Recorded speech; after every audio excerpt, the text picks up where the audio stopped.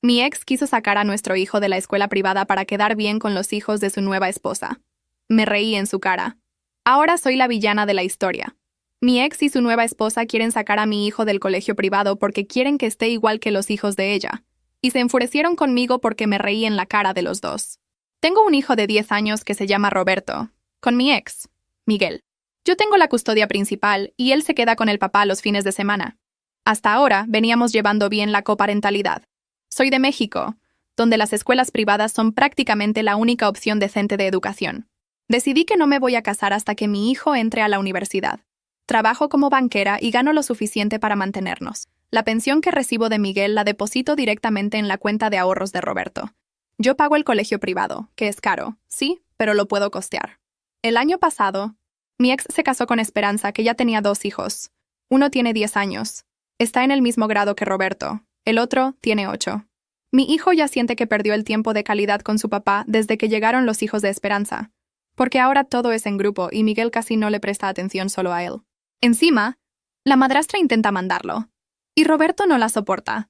Los chicos se tratan con respeto, pero no se consideran hermanos. Este fin de semana, Miguel y Esperanza me invitaron a cenar. Fui. Después de comer, mandaron a los chicos al cuarto y quisieron hablar conmigo. Me dijeron que no pueden pagar una escuela privada para los otros 2 hijos y que, por igualdad, tendrían que sacar a Roberto de su colegio. Dijeron que sería beneficioso que los 2 niños mayores estudien juntos. Misma clase, misma escuela. Me indigné y me reí en su cara.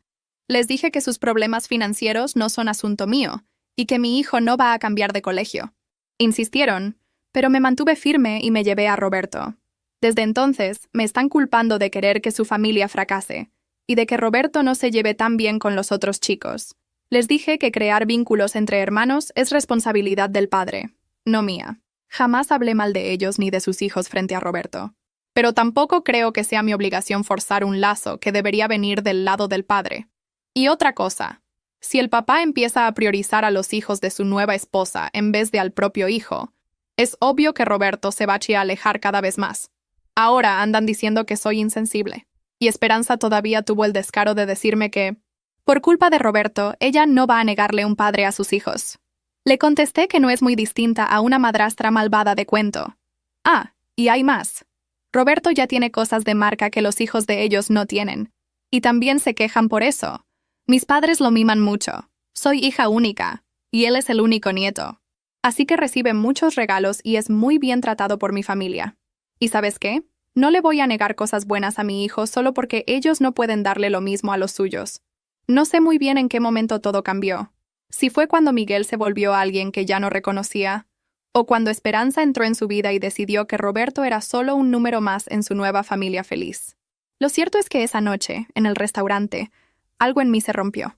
Me sentí humillada, como si me estuvieran haciendo una propuesta de negocio, no hablando sobre el futuro de mi hijo. Y lo peor fue como lo dijeron, con una sonrisa cortés, como si me estuvieran haciendo un favor. «Por igualdad», dijo Esperanza con esa voz fingidamente dulce, como si fuese lo más lógico del mundo. «¿Sería muy bonito que los 3 niños compartieran la misma escuela, los mismos amigos?» La interrumpí con una risa seca. Me salió sola. No lo planeé. Fue una carcajada que resonó como una bofetada en esa mesa perfectamente decorada con velas y platos pequeños de tacos al pastor. «¿Igualdad? ¿De verdad están hablando de igualdad?», dije mirando a los dos, alternando entre sus caras. ¿Quieren que Roberto pierda su plaza en una de las mejores escuelas de México para que encaje en su ilusión de familia feliz? Miguel intentó calmar las aguas. Puso la mano sobre la de Esperanza. Pero su gesto me pareció más actuación que apoyo real. «No es eso, Claudia», comenzó él. «¿Entonces qué es? ¿Quieren castigar a mi hijo porque no pueden ofrecerle lo mismo a los suyos? ¿Es eso?» Esperanza no dijo nada más, pero su expresión cambió. No me miró más a los ojos. Se sentó recta, como si yo fuera una molestia. Una ex molesta que no entendía el bien común. Me llevé a Roberto de allí sin terminar el postre. Desde ese día, todo cambió. Miguel ya no respondía a mis mensajes con la misma rapidez. Empezaron a llegar comentarios pasivo-agresivos por WhatsApp. Que si Roberto estaba distante, que si no se integraba, que si yo le estaba llenando la cabeza de tonterías. Lo ignoré. Durante años me callé cosas por el bien de Roberto, por no romper la relación con su padre. Pero esta vez era diferente. Esta vez estaban tocando lo más sagrado. Y entonces pasó lo inevitable. Un día, Roberto volvió del fin de semana con su padre con una mirada que me dejó helada. No dijo nada durante la cena. Comió poco. Y cuando fui a acostarlo, me abrazó con fuerza. ¿Todo bien, mi amor? Le pregunté acariciándole el pelo. Papá, dijo que si no acepto cambiarme de cole, no podré ir más los fines de semana. Me susurró. Casi sin voz. Sentí que el corazón se me partía en 1000 pedazos. No lloré delante de él. Lo abracé más fuerte. Esperé a que se durmiera. Y esa noche, abrí una carpeta vieja donde guardaba documentos. Allí estaban todos los pagos escolares, todas las conversaciones que había tenido con Miguel sobre la custodia. Y llamé a Patricia, mi amiga de toda la vida, que ahora era abogada de familia. Necesito que me ayudes, le dije con voz temblorosa. Miguel está cruzando una línea peligrosa. Esa semana, con ayuda de Patricia, comencé a registrar todo. Cada mensaje, cada palabra de Roberto, cada incidente. Pero eso no fue todo. Unos días después, decidí visitar la escuela pública a la que Esperanza quería enviar a Roberto. Fingí ser una madre interesada en matricular a mi hijo. Quería ver por mí misma qué estaban intentando imponerle. Y allí ocurrió algo que no esperaba. Una de las maestras, al verme, se quedó paralizada. Me reconoció por mi apellido. Me llamó a un lado. Y con voz muy baja me dijo, «Tienes que tener cuidado con esa mujer. Esperanza no es quien parece». Me contó algo que me dejó helada. Hacía años, Esperanza había sido despedida de esa misma escuela por conducta inapropiada con niños. El caso había sido silenciado. Pero algunos aún recordaban lo ocurrido. Usaron una excusa médica para no arruinar su historial. Salí de esa escuela temblando. No sabía si llorar o gritar. Esperanza. ¿Qué más escondía esa mujer? ¿Y Miguel? ¿Lo sabía? ¿Estaba al tanto de con quién había dejado entrar a vivir a Roberto? Tenía que proteger a mi hijo. Pero lo que no sabía es que esa información solo era el principio. Una semana después recibí un mensaje anónimo, un número sin nombre. Solo decía, si supieras lo que Esperanza hizo antes de casarse con Miguel, no la dejarías ni a 10 metros de tu hijo. Estuve mirando ese mensaje durante más de 1 hora, sin mover un dedo. La pantalla del móvil seguía iluminada en la oscuridad del salón, y yo, completamente paralizada, sentía cómo el corazón me latía en las sienes. Si supieras lo que Esperanza hizo antes de casarse con Miguel, las palabras rebotaban en mi mente como martillos. Me levanté. Fui hasta la cocina y me serví un vaso de agua, pero ni siquiera pude beberlo. Lo dejé sobre la encimera y me apoyé en la pared, respirando hondo. ¿Quién había enviado eso? ¿Por qué ahora? ¿Y qué era exactamente lo que tenía que saber? No respondí. No esa noche. No quería parecer desesperada. Me prometí que no iba a perder el control. Al día siguiente, fui a trabajar como siempre, en la oficina bancaria del centro de la Ciudad de México. Todo era como siempre. Clientes impacientes, cafés fríos y papeles que no se acaban nunca. Pero yo ya no era la misma. Estaba alerta. Algo había cambiado en mí desde esa cena con Miguel y Esperanza. Me sentía como si alguien me hubiese despertado de un largo sueño. Patricia, mi amiga abogada, me llamó a media mañana. «Necesito verte hoy mismo», dijo con urgencia. «Y, Claudia, no subestimes a esa mujer. Ya he lidiado con gente así antes. Pero si la mitad de lo que me contaste es verdad, estamos ante alguien peligroso». Pasé el resto del día inquieta. Me quedé releyendo el mensaje anónimo en la pantalla del celular, como si fuera a cambiar solo. Revelar más detalles. Si supieras lo que Esperanza hizo antes de casarse con Miguel, esas palabras resonaban como una bomba a punto de explotar. Por la noche, después de que Roberto durmió, me puse en contacto con un amigo periodista que trabajaba en Guadalajara. Le dije que necesitaba información sobre una mujer llamada Esperanza, que había trabajado en escuelas públicas y clínicas infantiles de la región. «No puedo prometer nada, pero voy a ver qué consigo», me respondió. 2 días después, me mandó un mensaje enigmático. «Necesitas hablar con Esteban». Me quedé confundida. «¿Quién es?» «Exnovio de ella. Y él quiere hablar contigo». Al principio dudé, pero la curiosidad y el miedo fueron mayores. Acordamos encontrarnos en un café discreto en las afueras de Guadalajara. Fui sola. Llevé mi grabadora de voz en el bolsillo y una botella de agua, como si eso me protegiera de algo que aún no sabía definir. Cuando Esteban llegó, parecía agotado, como alguien que ya cargaba muchos pesos en la espalda. Era un hombre de unos 40 años, con mirada triste y hombros encorvados. «Tú eres Claudia, ¿verdad?», asentí. Respiró profundo. Pensé que nunca más oiría hablar de Esperanza. Cuando el periodista me dijo que estaba cerca de un niño otra vez, supe que tenía que hablar. Yo tampoco creí al principio. Esperanza sabe manipular como nadie. Estuvimos casi una hora allí. Me contó que Esperanza se hacía la víctima. Decía que los demás la perseguían por envidia. Usaba crisis de ansiedad para justificar desapariciones. Y lo peor, un día, cuando Esteban anunció que quería terminar, ella dijo que había sido abusada por un primo de él, en la infancia, y que él era cómplice por no creer. La familia se deshizo. La madre de él tuvo un derrame cerebral después del escándalo. Esperanza desapareció. Nunca hubo denuncia formal, solo la desgracia. Después descubrimos que era todo mentira. Mi primo estaba en otro país en la época en que ella alegaba los abusos, y fue ahí que entendí. Ella no mentía por impulso. Era método, control, miedo. Perdí a mi familia por culpa de ella. Y si está cerca de tu hijo, trago seco, necesitas alejarla de la vida de él ahora, antes de que destruya la de él también. Volví a casa devastada. Me sentía sucia, como si algo hubiera entrado en mi casa sin mi permiso, como si Esperanza ya hubiera contaminado todo alrededor. En el camino de vuelta comencé a preguntarme, ¿será que Miguel sabía esto? ¿Será que, aun después de todo, él eligió fingir? Llegué a casa tarde. Roberto ya dormía. Besé su frente, tomé su mano, y allí, arrodillada al lado de su cama, hice la promesa más seria de mi vida. Nadie te va a tocar, ni te va a manipular, ni te va a usar como pieza de ajedrez en un juego de adultos. Te voy a proteger, hijo, hasta el final. En la mañana siguiente, le pedí a Patricia que viniera a mi departamento. Le conté todo. Le mostré los audios, las capturas de pantalla y todo lo que Esteban me había dicho. Ella escuchó todo en silencio.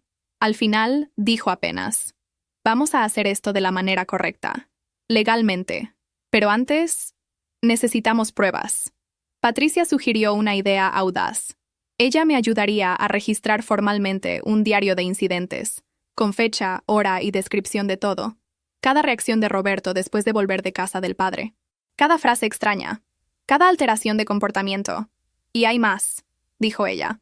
Podemos usar una grabadora, algo que Roberto lleve, sin darse cuenta, por su seguridad, solo para protegernos. Al principio dudé. Era una línea delicada. Pero después de todo lo que oí sobre Esperanza, ya no había espacio para la ingenuidad. Puse una pequeña grabadora en la mochila de él, camuflada entre los bolsillos, y esperé. Lo que escuché después me quitó el sueño por noches.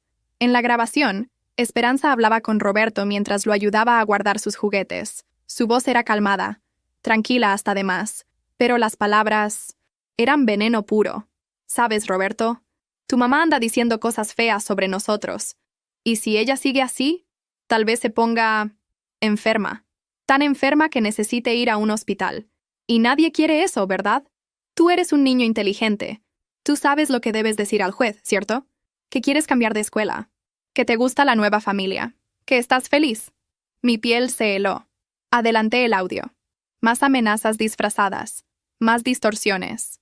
Palabras suaves con intenciones enfermas. En la mañana siguiente, llamé a Carmen, una mujer que había sido colega de Esperanza en una escuela infantil de la ciudad. Patricia había conseguido el contacto. ¿Esperanza?, dijo, tan pronto como mencioné el nombre. No quiero ni oír hablar. Después de resistirse un poco, aceptó encontrarse conmigo. Nos vimos en un parque, con vista al lago. Carmen era directa, sin rodeos. Me entregó una carpeta con documentos que había guardado. Por miedo, según ella. Expedientes internos, reportes sobre su comportamiento con alumnos, emails intercambiados entre profesores sobre conductas inapropiadas, siempre silenciadas por la dirección. Leí todo en silencio. Carmen me miraba con pena. Cuando cerré la carpeta, respiré profundo y dije, «Gracias. Acabas de darme las herramientas para salvar a mi hijo. No me agradezcas todavía. Usa todo esto antes de que sea demasiado tarde». Volví a casa con un nudo en el estómago. Puse todos los documentos en una carpeta etiquetada con el nombre Justicia. Imprimí transcripciones de la grabación. Le avisé a Patricia. Y así, entre lágrimas, rabia y determinación, tomé mi decisión. Esa misma noche, iba a presentar la solicitud de custodia exclusiva y medida de protección contra Esperanza. No iba a esperar más el próximo golpe. La guerra estaba declarada, y no iba a perder. Esa noche, después de acostar a Roberto, me quedé sentada en la cocina, mirando fijamente la carpeta roja con la etiqueta Justicia. Parecía contener más que solo papeles. Parecía contener mi última esperanza de proteger a mi hijo. Le mandé mensaje a Patricia y acordamos encontrarnos temprano en su oficina al día siguiente. Sabía que no podía perder tiempo. Llegué allí antes de que abrieran la puerta. Patricia me recibió con un abrazo fuerte. Ya había escuchado un fragmento de la grabación que le mandé por email y tenía los ojos llenos de indignación. Esto aquí no es solo una amenaza velada, Claudia, dijo, volteando la laptop hacia mí. Es extorsión emocional contra un niño. Y es ilegal. Podemos presentar una solicitud de medida de protección, no solo por ti, sino principalmente por él. Respiré profundo. No quería que Roberto pasara por tribunales, psicólogos, audiencias, pero me di cuenta de que, si no hacía esto ahora, las consecuencias serían peores. Patricia me orientó a seguir grabando, pero con más cautela. Roberto no podía darse cuenta. Su protección era prioridad. Me entregó una grabadora nueva, más pequeña, con mejor calidad. La cosí en el forro de la mochila de Roberto con cuidado y, antes de dejarlo en la puerta de la casa del padre ese viernes, me arrodillé frente a él. Cualquier cosa que te moleste, me lo cuentas. ¿Está bien, amor? Aunque parezca pequeña. Tu voz es importante. Él asintió y me abrazó más fuerte de lo normal, como si también supiera que algo estaba mal, aún sin entender todo. El domingo por la noche, cuando volvió, lo primero que hice, después de un abrazo largo, fue sacar la grabadora de la mochila. Esperé a que durmiera, y fui directo a la computadora. Cuando escuché lo que Esperanza dijo en esa visita, sentí que el estómago se me revolvía. Si tu mamá sigue metiéndose con nuestra vida, va a pagar. Va a desaparecer, Roberto. ¿Quieres eso? La frialdad en su voz me erizó la piel. En mí no me sentí. Y lo peor era escuchar a mi hijo respondiendo un tímido «no» entre sollozos ahogados. Entonces, pórtate bien. Di que te gusta estudiar con tus hermanos. Di que quieres cambiar de escuela. Todo va a estar bien si obedeces. Quieres que tu papá te siga viendo, ¿verdad? Era chantaje puro. Y más que eso, era abuso psicológico contra un niño de 10 años. Me quedé despierta toda la madrugada. No podía apagar la mente. Repetía las frases en la cabeza, como si resonaran dentro de mí. Tuve ganas de entrar a esa casa y sacar a mi hijo en brazos, gritando. Pero sabía que ya no era con el corazón, era con estrategia. Patricia recibió los nuevos audios el lunes temprano. Estaba tan indignada como yo. Acordamos que, además de la solicitud de custodia exclusiva y la medida de protección, íbamos a presentar un protocolo de emergencia ante el Ministerio Público. Las evidencias no podían esperar más. Esa misma semana, otra pieza encajó. Carmen, la ex colega de Esperanza, me llamó. Dijo que encontró más documentos. Eran anotaciones internas de reuniones pedagógicas, copias de emails donde profesores relataban actitudes inadecuadas de Esperanza en el salón de clases. Uno de los documentos citaba directamente un episodio en que la profesional se encerró con un niño en la biblioteca sin permiso de la coordinación. No hubo investigación formal porque los padres del niño retiraron la queja en menos de 48 horas. Pero, Claudia, todos sabían que ella estaba desequilibrada. Tomé todo. Escaneé. Anexé a los autos del proceso. Patricia comenzó a armar una línea de tiempo con todo lo que teníamos. Era como armar un rompecabezas sombrío. Fechas, palabras, nombres, vínculos. Esperanza no era solo desequilibrada, era peligrosa. Y ahora la justicia necesitaba ver eso. Al final de esa misma semana, llegó un sobre Manila a la portería de mi edificio, sin remitente. Dentro, había copias de mensajes intercambiados entre Esperanza y otra mujer. Por lo que entendí, era una amiga con quien se desahogaba. Los mensajes eran perversos. Ese mocoso mimado necesita una lección. Esa Claudia, ¿se cree quién? Solo porque es banquera y anda en tacones, cree que manda en el mundo. Quiero verla sufrir cuando Roberto me ruegue que me quede. Voy a hacer que me llame mamá, aunque sea a base de miedo. Cerré el sobre y lloré sola en el balcón. No era tristeza, era rabia. Una rabia silenciosa, concentrada, que me daba fuerzas. Esperanza había cruzado todos los límites posibles. Y ahora, yo iba a cruzar los suyos, por la justicia. Patricia presentó la solicitud de urgencia en el tribunal. El juez recibió el caso y programó la primera audiencia para dentro de 15 días. Era poco tiempo para reunir todo, pero tiempo suficiente para seguir reforzando nuestra base. A estas alturas, Miguel ya comenzaba a dar señales de incomodidad. Me mandó un mensaje diciendo que creía que estábamos exagerando y que Esperanza solo estaba tratando de ser una buena figura materna. Le respondí con una sola frase. ¿Estás dispuesto a perder a tu hijo por una mujer que apenas conoces? No me respondió más ese día, pero algo me decía que estaba empezando a repensar sus decisiones. Lo que aún no sabía es que todo lo que estaba por venir sería mucho más grande de lo que él podía imaginar. Y yo ya no era la misma mujer que se había reído en la cena. Ahora estaba lista para la guerra. El día en que la citación llegó a la casa de Miguel, lo supe. No fue porque él me respondiera, ni porque me llamara. Fue porque recibí una notificación automática en la aplicación del tribunal, confirmando que el demandado había sido oficialmente notificado. Leí eso mientras preparaba el desayuno de Roberto, y sentí un alivio extraño, como si, por primera vez en semanas, estuviera en control de la situación. Miguel, claro, tardó menos de media hora en mandarme mensaje. ¿Todo esto es necesario, Claudia? ¿Podríamos resolver esto entre adultos? Leí eso riéndome con ironía. Hablaba de resolver entre adultos, después de permitir que su esposa chantajeara emocionalmente a nuestro hijo. Después de ignorar grabaciones, documentos, historiales, advertencias. No, Miguel. Ahora era en la justicia. Respondí apenas, cuando aceptaste que Esperanza le hablara a mi hijo como si fuera un peón, dejaste de tener el derecho de sentarte conmigo como adulto. Silencio. Por 3 días. Y entonces vino la sorpresa. Recibí, por medio de Patricia, la notificación de que Esperanza había presentado una contrademanda en el tribunal. Ella solicitaba ser reconocida legalmente como figura materna afectiva en la vida de Roberto. Y más, me acusaba de difamación y alienación parental. Sentí un escalofrío tan profundo que tuve que sentarme. Era como si estuviera volteando el juego, poniéndose como víctima. Patricia, al leer la petición, murmuró: «Es el golpe perfecto. Si el juez cree esta versión, ella gana espacio, gana voz, gana poder. Y tú te conviertes en la madre histérica que no acepta a la nueva esposa del ex». Respiré profundo. Reuní cada pedazo de fuerza que me quedaba. Miré a Patricia y dije: «Entonces vamos a mostrar que no soy histérica. Soy madre. Y lucho con pruebas». Y eso fue lo que hicimos. Comenzamos a organizar el expediente como un rompecabezas perfecto. Cronológico. Claro. Impersonal en el tono, pero devastador en el contenido. Cada audio con transcripción. Cada mensaje con captura fechada. Cada relato de la profesora de la escuela pública, del exnovio, de la excolega. Nada se dejó afuera.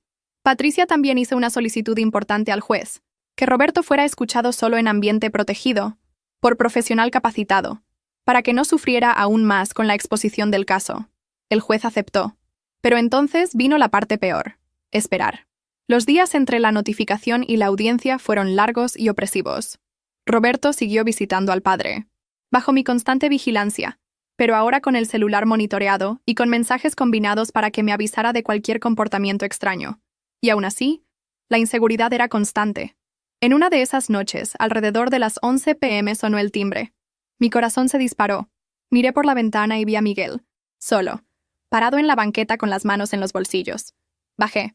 Estaba más delgado. Ojos hundidos, barba sin arreglar. Parecía un hombre confundido, quebrado. «¿Puedo hablar contigo?», preguntó. «Solo aquí afuera», respondí firme. Me miró con expresión cansada. Ella me dijo que estabas inventando todo, que era solo celos, que querías alejarme de mi hijo por venganza. ¿Y tú le creíste? Desvió la mirada. Silencio. ¿Escuchaste los audios, Miguel? ¿Viste los documentos? ¿O prefieres seguir fingiendo que esto es una pelea de mujeres? No sabía del pasado de ella, lo juro.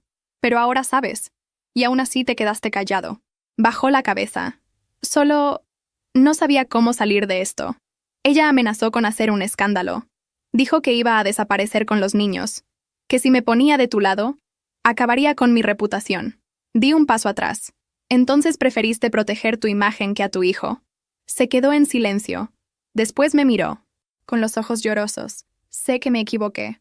¿Puedo dormir en el sofá hoy?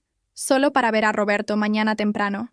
Mis instintos gritaban que lo mandara lejos, pero había algo en su voz, fragilidad, arrepentimiento real. No confiaba en él, pero Roberto aún lo amaba. Y, en ese momento, mi prioridad era mantener a mi hijo emocionalmente estable. Una noche. Solo una. Miguel durmió en el sofá. Al día siguiente, preparó el desayuno con Roberto. Los dos rieron. Hablaron de fútbol. Por un breve momento, vi ahí al padre que solía ser. Pero no olvidé. 2 semanas después, llegó el día de la audiencia. En los pasillos del juzgado, Esperanza desfilaba con un vestido claro y una sonrisa fingida. Estaba acompañada de un abogado engominado y mantenía la expresión de esposa perfecta. Miguel estaba del otro lado de la sala de espera, sentado solo, moviéndose las manos. Patricia me apretó el hombro antes de entrar. Está todo listo. Solo respira. Hoy comienza la vuelta. Y así entramos en la sala. El juez, serio. Esperanza, con mirada teatral. Roberto, no presente. Gracias a la decisión de ser escuchado en ambiente protegido la semana siguiente. Comenzamos con las presentaciones. Esperanza se las arregló para hablar primero. Contó que amaba a Roberto como a un hijo, que solo quería que fuera feliz, que la escuela pública era más inclusiva, y que Claudia, yo, era controladora, agresiva e incapaz de aceptar que la familia había cambiado. Patricia se levantó con calma, entregó los documentos al juez, pidió proyectar las transcripciones, y con voz firme comenzó a leer una por una las frases dichas por Esperanza a Roberto. Si tu mamá sigue metiéndose, va a desaparecer. Dile al juez que quieres vivir con nosotros o tu mamá va a ir al hospital. El juez frunció el ceño. Esperanza comenzó a mover la pierna. Y entonces vino el momento que cambió todo. Patricia llamó a un último nombre para declarar. Miguel. Él dudó. Se levantó lentamente. El juez lo autorizó a hablar, siempre que fuera breve. Se aclaró la garganta. Me miró. Después miró a Esperanza, que lo miraba con rabia contenida. Y entonces, con la voz baja, pero clara, dijo: fui cómplice. Me callé cuando vi que Esperanza se estaba pasando de la raya. Ella manipulaba a Roberto. Y me manipulaba a mí también. No supe proteger a mi hijo. Y me arrepiento profundamente de eso. Esperanza se levantó de golpe, gritando: ¡traidor! ¡Mentiroso! ¡Me lo prometiste! El juez golpeó el martillo, ordenando silencio y la expulsión de ella de la sala. Esperanza fue llevada afuera gritando que nada de esto iba a quedar así, mientras Miguel bajaba la cabeza, en silencio. El juez me miró, después a los papeles. Debido a la gravedad de las evidencias presentadas, concedo medida cautelar a favor de la solicitante. A partir de hoy, Claudia tendrá custodia temporal exclusiva, y Esperanza está prohibida de cualquier contacto con Roberto hasta segunda orden. Sentí que las piernas me temblaban. Patricia me sostuvo. Esto es solo el comienzo, pero ganamos la primera batalla. Salí de ese tribunal con lágrimas en los ojos, no de tristeza, sino de alivio, y de un nuevo tipo de fuerza que nacía dentro de mí. Fueron los días más extraños de mi vida. La sensación de haber ganado una batalla, aunque fuera provisional, me daba alivio, pero no paz. Esperanza había sido retirada de la ecuación, por ahora, pero sabía que su silencio era solo la respiración profunda antes del próximo ataque. Roberto no sabía de todo, claro. Solo le expliqué que el juez había decidido que él se quedaría un tiempo sin ver a Esperanza y que su padre lo vería en momentos organizados y con hora fijada. Me miró por un tiempo, pensativo, y después dijo: «Entonces, ¿puedo dormir sin miedo?» Tragué saliva y lo abracé. Siempre pudiste, pero ahora ya no necesitas probárselo a nadie. En la semana siguiente, Patricia y yo concentramos nuestras energías en organizar el material de la próxima audiencia, aquella que definiría la custodia definitiva y la validez de todas las acusaciones. Pero algo aún me molestaba: el sobre Manila, el mensaje anónimo, el aviso de que había más sobre Esperanza, y principalmente, el porqué de que eso hubiera llegado hasta mí. Y fue en ese torbellino que otra pieza del rompecabezas cayó en mis manos. Un nuevo sobre. Esta vez, no dejado en la portería. Fue deslizado por debajo de la puerta de mi departamento, sin remitente, sin sello. Dentro, una sola fotografía impresa, en papel brillante. En ella, Esperanza, besándose con otro hombre. Pero lo que me hizo sentarme en el piso no fue la traición en sí, fue el lugar donde sucedía. El estacionamiento del mismo edificio donde ella y Miguel vivían. A plena luz del día, sin esconderse, como si no hubiera nada que temer. Puse la foto sobre la mesa y la miré por largos minutos. Después, llamé a Patricia. ¿Crees que esto sea relevante? Es más que eso, me respondió. Es munición emocional. Esperanza siempre usó el papel de la esposa fiel que solo quiere cuidar al hijastro. Si esto aquí es real, Miguel necesita verlo. Y puede ser el empujón que falta para que tome partido de una vez. Confieso que dudé. No quería más problemas. Pero algo en mí decía que esa era la hora. Esperé hasta el final de la tarde y fui hasta el edificio de Miguel. Atendió con el rostro abatido. Claudia, si viniste a discutir, por favor, no... No vine a discutir, interrumpí. Vine a mostrarte algo. Le extendí la foto. La tomó. Se detuvo, y su expresión cambió. Era como si alguien hubiera jalado el piso bajo sus pies. Se sentó en el sofá de la portería. Se quedó algunos minutos en silencio, y después habló en un tono que nunca había oído venir de él. Era con él que hablaba a escondidas. Yo sospechaba, pero pensé que eran solo celos de mi parte. ¿Ahora entiendes con quién pusiste a convivir a tu hijo? No respondió. Se quedó mirando la nada por algunos minutos más. Dejé que ella hiciera lo que quiso. Murmuró. Conmigo. Con Roberto. Con todo. Porque me sentía culpable de haber fallado como padre al principio, de no haberte acompañado, de no haber actuado. Entonces acepté lo que vino después, pensando que era mi penitencia. ¿Y ahora? Me miró, finalmente. Y en esa mirada había vergüenza, miedo, pero también algo nuevo.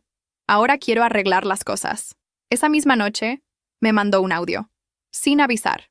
Decía que quería confesar todo, que reconocía su omisión, que validaba cada paso de mi acción judicial, y que, si era necesario, estaría dispuesto a declarar nuevamente, incluso sobre cosas que aún no estaban en los autos. Patricia escuchó el audio y se sorprendió. Creo que tenemos más de lo que necesitábamos, dijo ella. Pero esto es oro. En los días siguientes, recibimos la confirmación de que la audiencia final estaba programada para dentro de una semana. Patricia me pidió que descansara, mantuviera la calma, evitara interacciones con cualquier persona ligada a Esperanza, pero por supuesto que ella no colaboró. 3 días antes de la audiencia, recibí una llamada anónima. Ya no contestaba números desconocidos, pero estaba distraída. Era ella. «¿Crees que ganaste, verdad?», dijo con la voz llena de veneno. «Pero esto es solo el comienzo. Voy a mostrar quién eres realmente, Claudia. Tengo mis propios contactos. ¿Quieres guerra? Vas a tener guerra. Guerra ya la empezaste, Esperanza. Y la justicia te está respondiendo. Ve acostumbrándote». Colgué. En la mañana de la audiencia me puse el blazer azul que mi mamá me dio en mi primer día como gerente bancaria. Me miré en el espejo y vi a una mujer que había pasado por el infierno y estaba ahí, de pie. Roberto me abrazó antes de salir a la escuela con mi cuñada. ¿Hoy es ese día de la jueza? Sí. Vas a ganar, mami. Ya gané, solo por oír eso. En el tribunal, Esperanza llegó de negro. Dramática. Miraba a todos con la mirada de quien trataba de intimidar. Pero ya no intimidaba a nadie. Ni siquiera a Miguel, que esta vez se sentó de mi lado. Cuando el juez inició los procedimientos, Esperanza pidió la palabra. Habló sobre su crisis emocional, su amor por Roberto, su papel como víctima de una ex rencorosa. Trató de llorar, pero no había lágrimas. Solo actuación. Fue entonces que el juez me miró. «Señora Claudia, ¿le gustaría hacer una declaración?» Asentí. Me levanté. Y hablé. Hablé todo. «Excelencia, no estoy aquí como ex mujer, ni como alguien lastimada. Estoy aquí como madre. Presenté pruebas, grabaciones, documentos, testimonios. Todo lo que está en este proceso muestra que la señora Esperanza usó manipulación emocional, amenazas veladas y mentiras para tratar de quitarme a mi hijo. Ella no hizo esto por amor, lo hizo por control. Y no importa lo que diga aquí, la verdad está en los audios, en los testigos y principalmente en las palabras del propio padre del niño. Silencio. Un silencio tan pesado que se podía oír las manecillas del reloj. El juez agradeció. Pidió la palabra final de Patricia, que solo reforzó los puntos técnicos. Y entonces, el veredicto. El juez respiró profundo, hojeó los autos y declaró: «Debido a la gravedad y la consistencia de las pruebas presentadas, concedo la custodia total y definitiva a la señora Claudia. Las visitas del padre serán supervisadas, conforme al calendario establecido. Queda determinada la prohibición de cualquier contacto directo o indirecto entre la señora Esperanza y el menor Roberto, por tiempo indeterminado». Este tribunal entiende que hubo intento de coerción emocional y riesgo a la integridad psicológica del menor. Esperanza gritó. Fue contenida. Salió a gritos diciendo que aún iba a aprobar todo. Pero nadie más estaba escuchando. Miguel apretó mis hombros. No habló nada. Pero sus ojos lo decían todo. Roberto estaba seguro.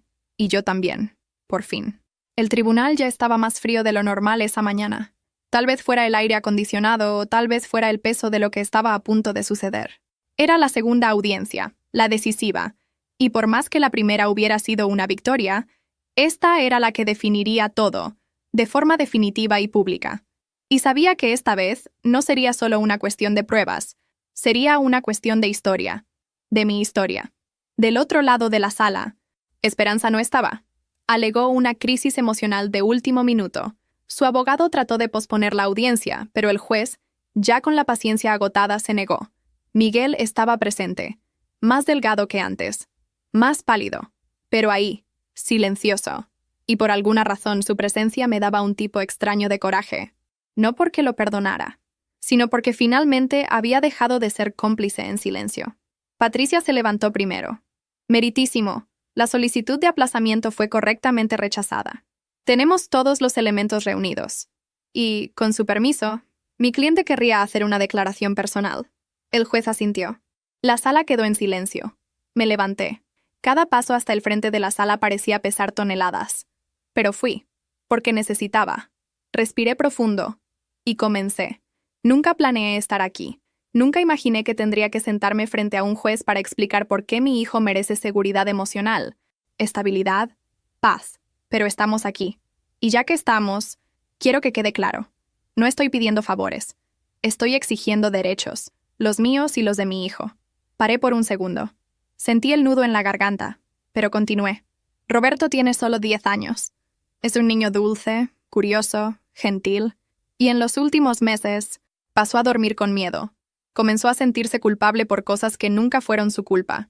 Comenzó a creer que si no obedecía, algo malo me pasaría, que desaparecería, que sería internada. Estas ideas no surgen solas. Alguien las plantó. Me volteé levemente, sin mirar directamente a los bancos donde Esperanza estaría sentada si hubiera tenido el valor de aparecer. Esa persona se presentó como madrastra amorosa, pero lo que realmente hizo fue manipular, amenazar, distorsionar. No trató de construir una familia. Trató de borrar la nuestra. Vi al juez observarme con atención, no con lástima, sino con respeto. Y continué. Mi hijo no es un trofeo.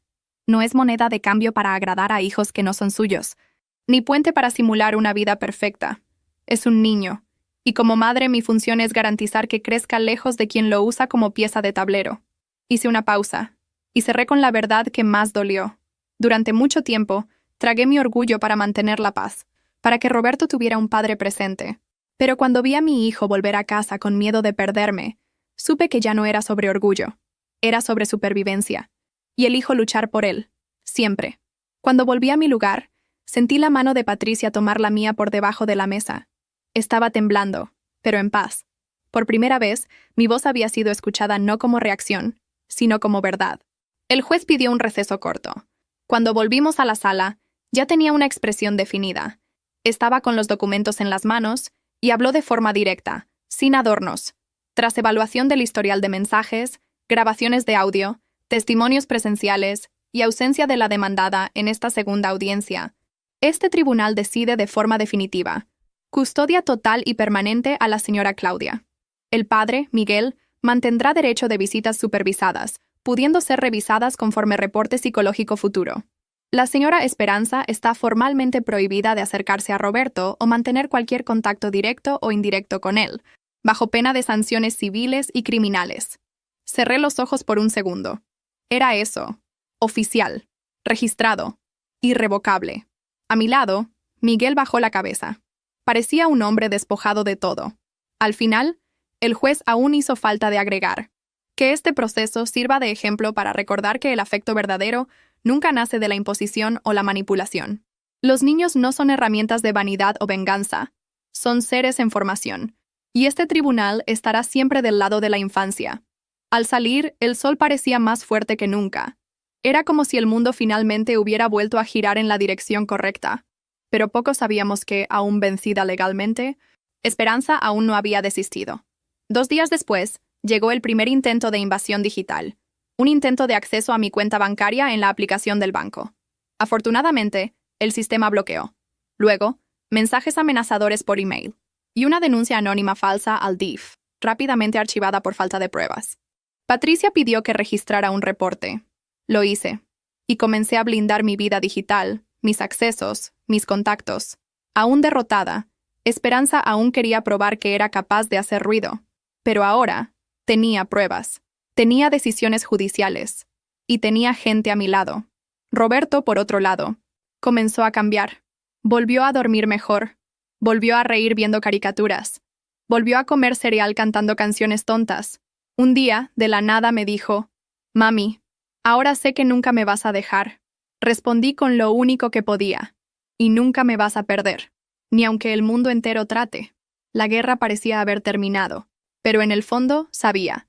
Gente como Esperanza nunca retrocede del todo. Pero ahora estaba preparada. Pensé que después de la audiencia ella desaparecería, que el peso de la decisión judicial y la humillación pública bastarían para alejarla. Pero subestimé el poder del ego herido de alguien como Esperanza. Ella no perdió, fue expuesta. Y personas como ella no soportan ser desenmascaradas. La primera señal fue sutil. Intentos de invasión en mi aplicación bancaria. Recibí 2 alertas en menos de una semana. Mi contraseña había sido cambiada incorrectamente 4 veces. En la cuarta, el sistema bloqueó temporalmente mi acceso por seguridad. Llamé directamente al gerente de la sucursal donde trabajaba. Claudia, los accesos partieron de una IP doméstica aquí mismo en México. ¿Quieres que lo rastreemos? Quiero, respondí de inmediato. 2 días después, llegó el reporte. La IP estaba vinculada a la antigua cuenta de Miguel que Esperanza aún usaba. ¿Coincidencia? Ya no creía en coincidencias. Le mandé todo a Patricia. Pidió una reunión urgente conmigo. Está tratando de vengarse de otra forma, dijo mi abogada, con el rostro serio. Está tratando de desestabilizarte, hacerte parecer paranoica. Pero tenemos pruebas. Y más que eso, tenemos un historial. Esto no es una recaída emocional. Es persecución deliberada. Registré un reporte en la Comisaría de Delitos Cibernéticos. Incluí las capturas, los reportes de intento de acceso y los mensajes amenazadores que comenzaron a llegar por email. Firmados como anónimos, pero con frases tan específicas que solo podían venir de alguien que conocía mi vida por dentro. Roberto puede que ya no esté bajo mi responsabilidad, pero no voy a dejar que crezca pensando que la mamá es perfecta. Vas a caer, con título o sin título. Los mensajes no me afectaban, me alertaban. Pero Roberto no sabía eso. Para él, las cosas estaban mejorando. Había vuelto a la escuela con una sonrisa tímida, reencontrando a los amigos, reencontrándose a sí mismo. No merecía cargar con nada más. Lo blindaría de todo. Pero entonces vino el golpe más bajo. En la semana siguiente, recibí la visita de 2 funcionarias del DIF. Aparecieron en mi trabajo, con credenciales, cara seria y una carpeta en las manos. Dijeron que habían recibido una denuncia anónima alegando negligencia emocional y exposición indebida del niño a conflictos judiciales extremos. Decían que yo estaría usando al hijo como instrumento de venganza. Tragué el impulso de gritar ahí mismo. En lugar de eso, pedí permiso y llevé a las 2 hasta la sala de reuniones. Entregué, ahí mismo, copias de todas las decisiones judiciales recientes, el dictamen psicológico que atestiguaba el bienestar de Roberto y los documentos que probaban el intento de difamación. Las mujeres se miraron entre sí. Señora Claudia, pedimos disculpas por esto, pero cuando se trata de denuncia involucrando niños, estamos obligadas a averiguar. Entiendo, respondí, con la voz controlada, pero también estoy obligada a proteger a mi hijo de gente peligrosa. Esta denuncia es falsa, y ustedes lo saben. Asintieron discretamente. Al día siguiente, recibí la notificación de que el proceso había sido archivado por ausencia de indicios. Pero el mensaje de Esperanza estaba claro. No necesitaba estar presente físicamente para tratar de destruir mi estabilidad. Podía atacar por todos lados. Patricia solicitó al juez la ampliación de la medida de protección, además de prohibición de contacto con Roberto, que ya estaba en vigor. Pidió también prohibición de contacto conmigo, por cualquier medio. Fue aprobada el mismo día, pero Esperanza, una vez más, respondió como sabe hacer, teatralmente. En la semana siguiente, su abogado presentó una petición solicitando la reapertura del proceso, alegando que su cliente estaba bajo fuerte crisis emocional en el periodo anterior y no pudo defenderse correctamente. Incluyó un dictamen psiquiátrico, hecho por un profesional sospechoso, declarando que sufría de trastorno de ansiedad severo y que su ausencia fue consecuencia de colapso nervioso. El juez programó una audiencia para evaluar la solicitud, y por primera vez yo misma pedí hablar, no para defenderme, sino para contar. Contar todo. Entré a la sala vestida con el mismo blazer azul, no como símbolo de fuerza, sino como recordatorio de todo lo que enfrenté usándolo. Me levanté cuando me autorizaron, y miré al juez con serenidad. Meritísimo, no vengo aquí a pedir pena, ni castigo, vengo a pedir protección. Soy madre. Y como madre, luché para proteger a mi hijo de manipulaciones, amenazas, presiones psicológicas. Luché con documentos, con audios, con testigos. Vencí con pruebas. Ahora, esta mujer quiere reabrir el caso alegando un colapso emocional. Pero, ¿y el colapso de mi hijo? ¿Y los llantos antes de dormir? ¿Y los audios en que amenaza que voy a desaparecer? ¿Eso fue un brote? ¿O fue premeditado? El juez mantuvo la mirada seria, pero atenta. Esperanza no está enferma. Está frustrada. Porque no logró controlar a un niño. Porque perdió la narrativa. Porque no era amor. Era poder. Y ahora que perdió ese poder, trata de manipular el sistema. Pero mi hijo no es un campo de batalla. Y yo no soy su rival. Soy la madre de él. Y quiero paz. Volví a mi lugar en silencio. Patricia estaba visiblemente emocionada. El juez pidió revisión del dictamen psicológico por un equipo nombrado por el propio tribunal. La decisión final vendría pronto. Pero para mí, en ese momento, ya sentía que había vencido algo aún mayor. No era sobre Esperanza, ni sobre Miguel. Era sobre mí. Ya no era la mujer que dudaba, que vacilaba, que se callaba. Era la mujer que hablaba, que exponía, que protegía. Y sobre todo, que ya no tenía miedo. La decisión del juez no tardó en salir. En menos de 2 semanas, el dictamen psiquiátrico de Esperanza fue descalificado por el equipo del tribunal. El especialista nombrado fue directo en el parecer. No hay señales de brote psicótico o incapacidad mental en el periodo mencionado. El comportamiento de la demandada es compatible con manipulación emocional deliberada y conscientes estrategias de victimización social. El juez cerró ahí cualquier intento de reapertura del proceso. La medida de protección fue mantenida y ampliada. Esperanza no podría tener más contacto conmigo ni con Roberto, por tiempo indeterminado. El proceso fue oficialmente cerrado. A la salida del juzgado, no hubo gritos, no hubo escándalo, no hubo escena. Esperanza ni siquiera compareció. Recibió la notificación en su nueva residencia, en Guadalajara, donde alegaba estar haciendo tratamiento, y desapareció. Pero no era en ella en quien pensaba ese día. Era en Roberto. Él aún no sabía de todo. Sabía que estaba protegido, que no vería más a Esperanza, que todo había pasado. Pero lo que nunca supo era cuánto tuvo que ser enfrentado detrás de las cortinas para que él pudiera simplemente ser niño. Y por eso, ese fin de semana, preparé una cena simple, con la lasaña favorita de él, y lo dejé elegir la película. Reímos, comimos, nos acostamos en el sofá juntos. Por primera vez en mucho tiempo, había silencio. No el silencio tenso de cuando esperábamos el próximo golpe, sino el silencio tranquilo de quien sabe que está en casa.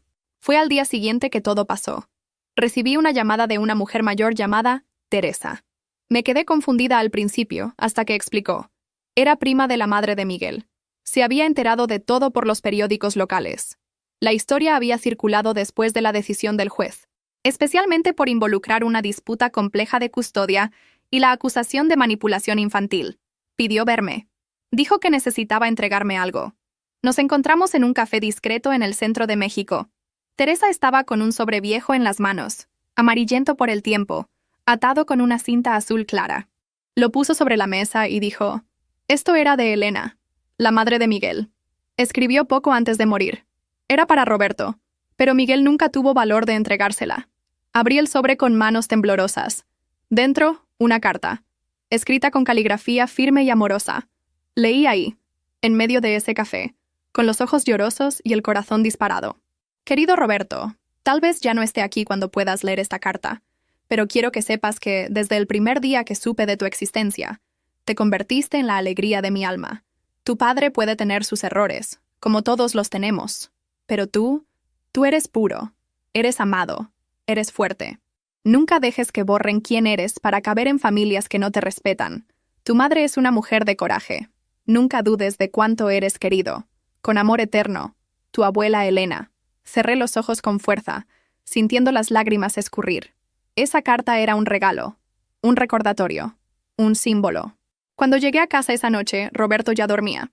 Entré a su cuarto despacio, me arrodillé al lado de la cama y puse la carta dentro de un sobre nuevo, con su nombre al frente. Escribí a mano, para abrir cuando tengas edad para entender el mundo. Con amor, mami. Pero en el fondo, sabía que él ya entendía más de lo que debería. Que esa carta, guardada en una caja al lado de los documentos del proceso, un día sería el hilo entre el caos y el amor.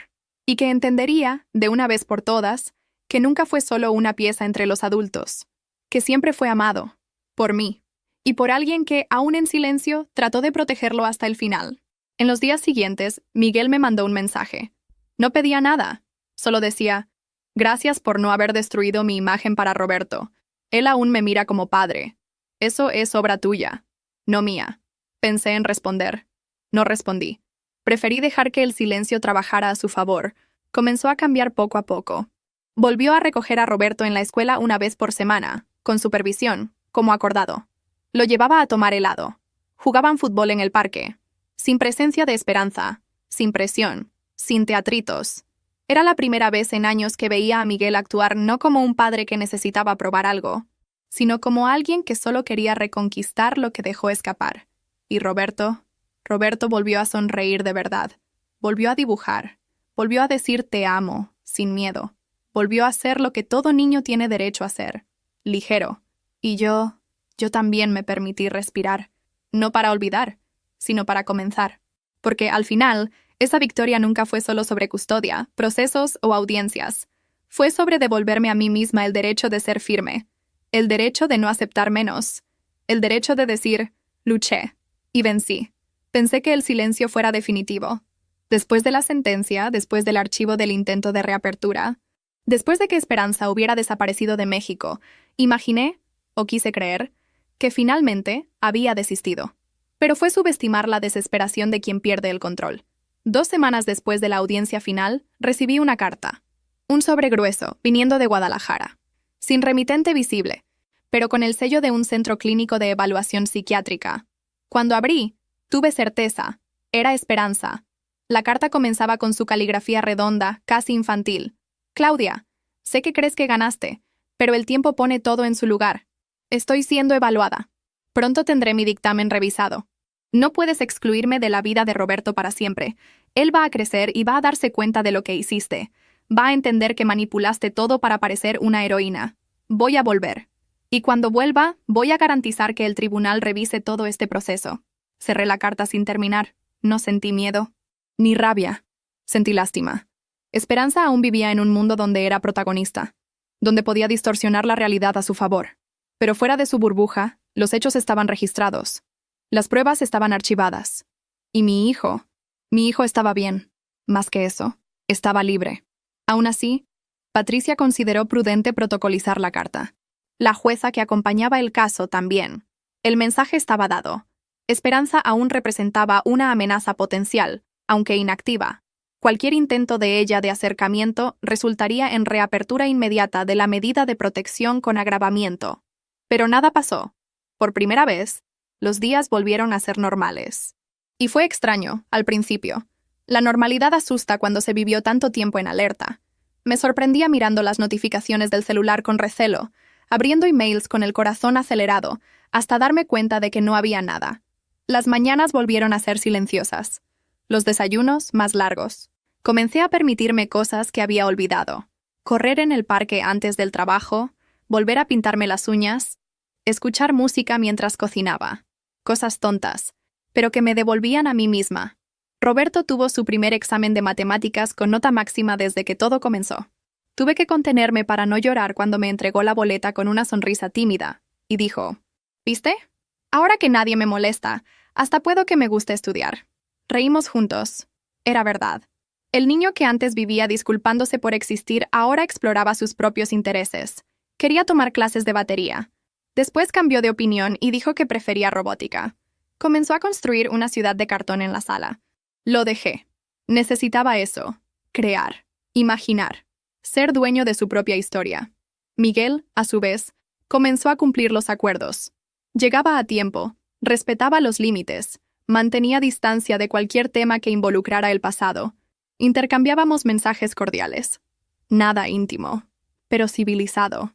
En una de esas visitas, Roberto llegó a casa diciendo, «Mami, papá dijo que va a comprar una bicicleta nueva para mí, si quiero. ¿Y tú quieres?» «Quiero. Pero le dije que solo acepto si es con casco. Como tú dijiste». Sonreí. Poco a poco, el equilibrio se construía. No el ideal, pero el posible. Y entonces, una noche, después de acostar a Roberto, me senté en el sofá con una taza de té y me vi llorando sin motivo aparente. Eran lágrimas silenciosas, no de dolor, sino de agotamiento acumulado. Ahí, en ese momento me di cuenta. La guerra había terminado. No porque Esperanza hubiera desaparecido, sino porque ya no la temía. Ya no reaccionaba. Ella ya no tenía cómo alcanzarme. Tenía pruebas, escudos, abogados, testimonios. Pero lo más importante, tenía conciencia. Y ella, no. Era fin de ciclo. En la semana siguiente, reorganicé la casa. Doné juguetes que Roberto ya no usaba. Abrí espacio en el closet y saqué, del último cajón, un sobre lacrado.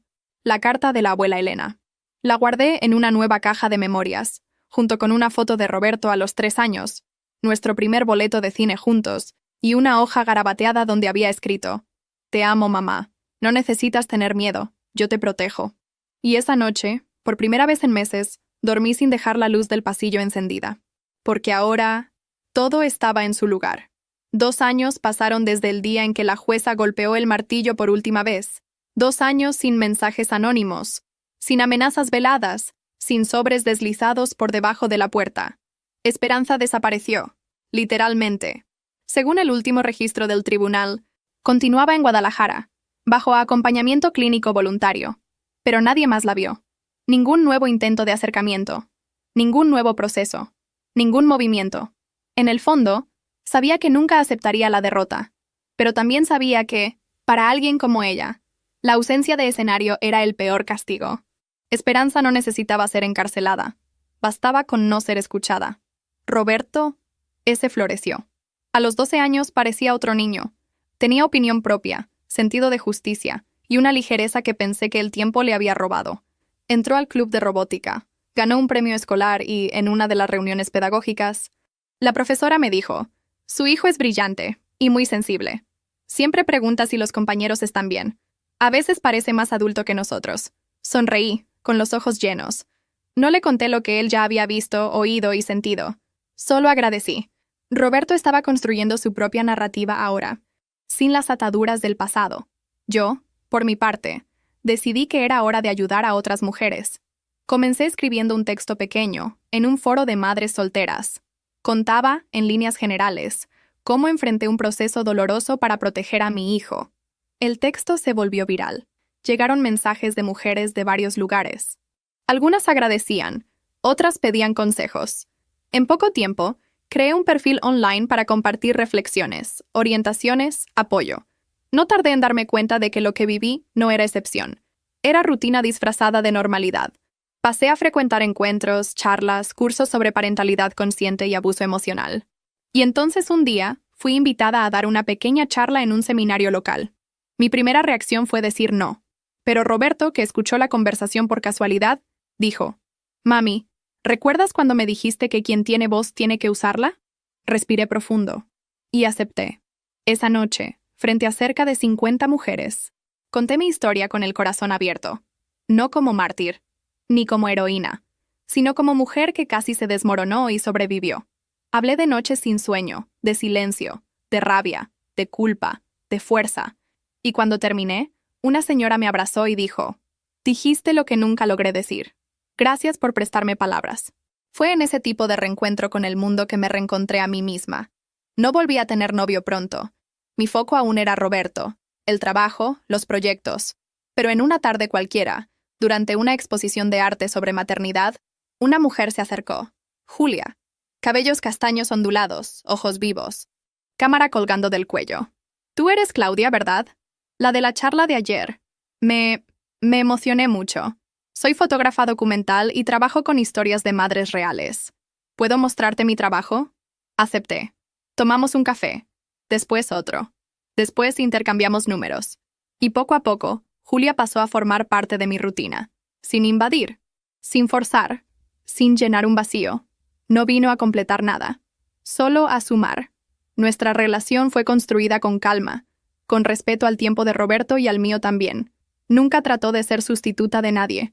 Solo una presencia segura, cariñosa. Y Roberto, sorprendentemente, la aceptó con naturalidad. «¿Te gusta ella, verdad, mami?» «Me gusta. Te hace sonreír». «Es verdad.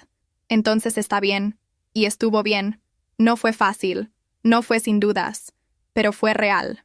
Hoy, a los 38 años, me miro en el espejo y veo a una mujer que cayó, que tuvo miedo, que fue juzgada, pero que venció. No por la sentencia judicial, sino por todo lo que construyó después de ella.